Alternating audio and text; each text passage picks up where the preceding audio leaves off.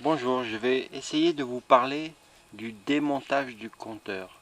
Mais le compteur lui-même, pas le compteur sur la partie cycle, hein, garde-boue, fourreau, moyeu, ça on s'en fout, c'est facile.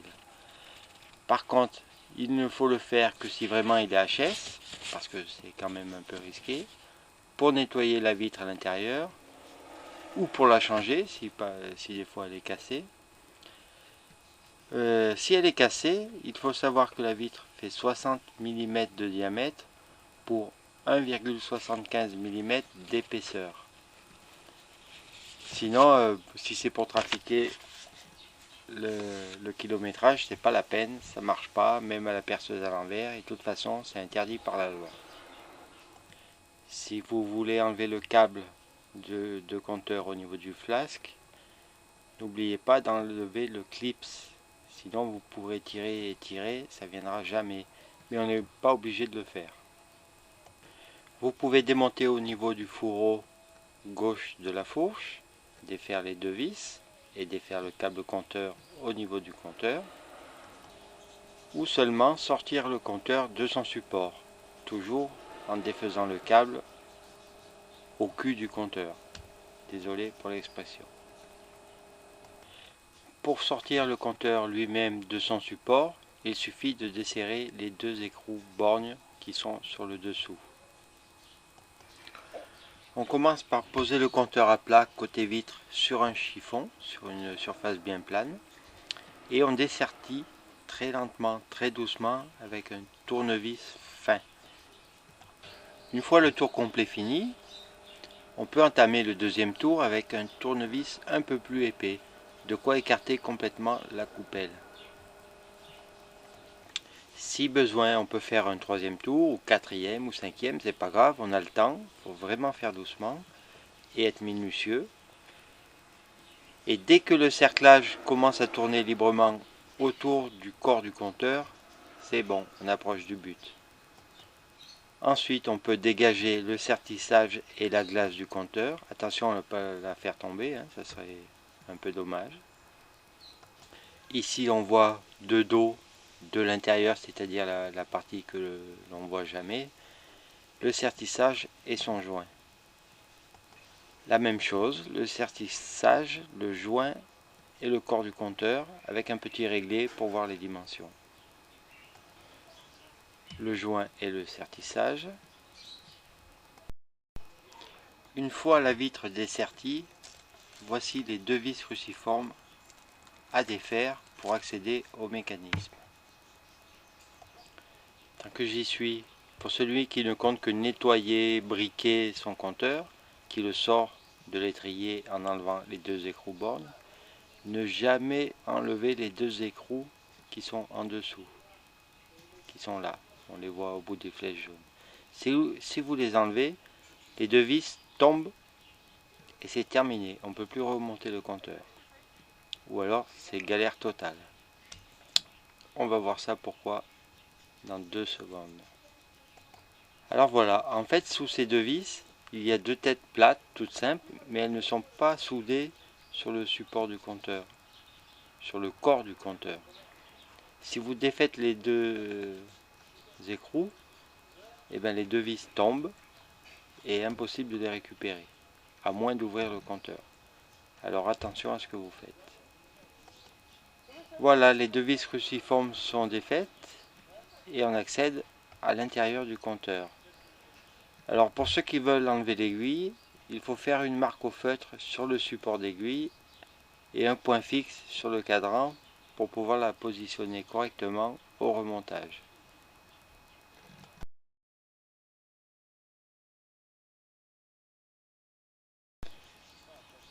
Je vous ai montré l'intérieur sous toutes ses faces. Comment ça marche? Le câble à section carrée qui est dans la gaine, la petite gaine grise qui vient du moyeu, entraîne un aimant et qui crée un champ magnétique. Et en fait, l'aiguille est montée sur un ressort et l'ensemble ne représente qu'un voltmètre. Donc plus la vitesse est grande, plus le champ magnétique est important et plus plus le voltage induit est fort. L'aiguille tourne un peu plus. C'est pour ça que c'est pas trop fiable. C'est fiable pour ce qu'on fait, c'est largement bien fiable. Il faut savoir qu'avant ils étaient tous comme ça les compteurs et ça marchait très bien. Voilà, c'est tout con comme système, mais ça marche.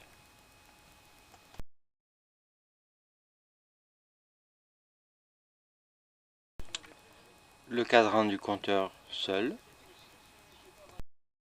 Si vous enlevez l'aiguille, rappelez-vous ce que je vous ai dit tout à l'heure. Bien marqué sur le cadran au feutre et la position de l'aiguille, pour ne pas que ce soit faux au remontage. Pour le lavage, ben, c'est tout à l'eau et au savon. On peut légèrement graisser la pignonnerie, et vraiment légèrement, c'est même pas de la graisse, hein, c'est de l'huile fine, genre huile pour chaîne de vélo. Plus on graisse, plus ça attire les poussières, et les poussières coincent. Et ensuite on sèche au chiffon propre, normal. Voici votre compteur en pièces détachées, le fond, le cadran, comment on appelle ça, totaliseur kilométrique. On peut en profiter pour personnaliser le fond d'écran. Je dis fond d'écran, en fait c'est le fond du compteur. C'est rigolo, moi j'aime bien. Voilà, maintenant tout est propre. Voici l'ordre de remontage des pièces. Pour le remontage, alors on peut huiler légèrement les joints. Attention, si vous le faites trop avant de remonter, ils vont gonfler et après ça sera impossible de les remonter. Donc les faire vraiment au moment où vous remontez. Ensuite, on pose toujours à plat sur un chiffon et une planche. On remet en position et on remonte. Le système est inverse que pour le démontage. On prend une petite douille, un tout petit marteau de vitrier et on ressertit tout doucement en faisant le tour du compteur. Surtout ne pas taper comme un bourrin, sinon la vitre, bonjour. Quelques planches de la RMT pour vous montrer comment ça marche, comment c'est monté surtout. Là, sur le moyeu, vous voyez tout le système. La même chose sur le flasque. Il y en a des pièces. Hein. La même chose en vue réelle, ce que vous aurez vous-même sur le terrain. Une dernière vue de la RMT.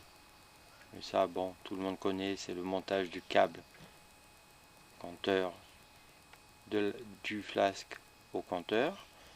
Regardez bien, il y a un clip très important, souvent on l'oublie, et quand on essaye de démonter le câble, c'est galère. Bon, maintenant il arrive qu'un compteur ne marche pas, alors qu'à la main, dans la main, en tournant le câble à la main, il fonctionne. À ce moment-là, il faut regarder, premièrement, côté moyeu. Vous voyez les deux excroissances sur le moyeu de la roue avant. Il se peut qu'il soit limé. Et alors là, c'est foutu, il faut changer le moyeu ou la roue. Autre cause possible, sur le flasque, les deux petites lamelles qui entraînent le compteur sont tordues. Bon, ça c'est pas trop grave, on peut les détordre et ça marche. Vous voyez là, c'est bien indiqué avec les flèches jaunes.